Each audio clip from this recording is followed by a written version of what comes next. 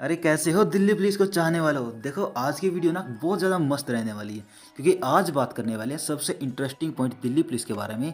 उसकी सैलरी क्या होती है, क्या कुछ उसका स्ट्रक्चर होता है, हमको कांस्टेबल है ना, ट्रेनिंग पर हमको कितना पैसा मिल सकता है, और जब हम पहली बार लगेंगे मतलब ज्वाइनिंग लेंगे उस टाइम आपको कितना पैसा मिलेगा, वो सारे के सारे स्ट्रक्चर के बारे में हम आज इस वीडियो में बात करने वाले हैं।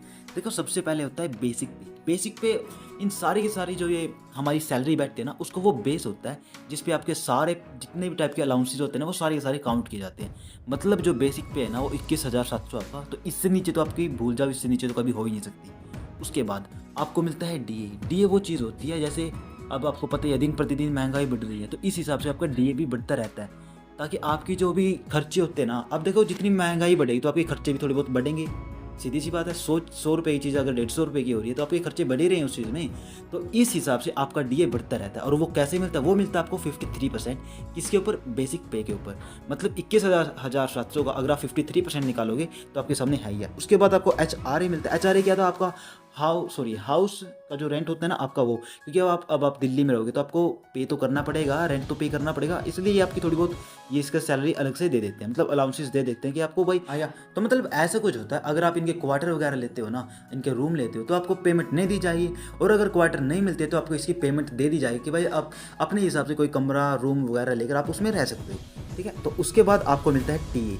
ये क्या होता है? ये होता है ट्रांसपोर्ट अलाउंसेंस। मतलब आप दिल्ली में रह रहे हो तो आपको जाना तो पड़ेगा ना, आपके सेंटर तक जाना आना पड़ेगा, वहाँ तक आना जाना का जो खर्च होता है ना, वो सारा का सारा टीए के अंदर आता है, जो कि मेट्रो या नॉन मेट्रो वाली चीज़ अलग से है वो बैठती है। ठीक है, तो जो आपकी ग्रोथ सैलरी है ना, वो लगभग आपकी 42,000 से 47,000 तक बैठती है। उसके बाद उसमें कुछ डिडक्शन तो होगी, सीधी सी बात है।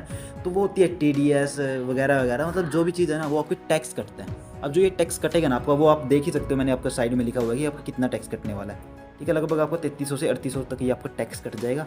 तो जो आपकी इन हैंड सैलरी बैठेगी ना, वो लगभग 38,000 से 43,000 के बीच में बैठने वाली है। तो आप 43,000 को छोड़ो तो ऐसा मानो कि आपके लगते ही जो आपकी नौकरी बैठेगी वो लगभग 42,000 आप ज्वाइनिंग लोगे, और आपको 42,000 रुपये दिल्ली पुलिस कांस्टेबल में दे देंगे। और जब आपकी ट्रेनिंग होती है ना, ट्रेनिंग के दौरान भी देखो, ट्रेनिंग में हम ज्वाइन तो नहीं करते हैं, मतलब ड्यूटी तो नहीं करते हैं ना, ट्रेनिंग हमारी हमको ट्रेन किया जाता है, तो उसमें आपको इन हैंड सैलरी 34,000 रुपये दी जाएगी।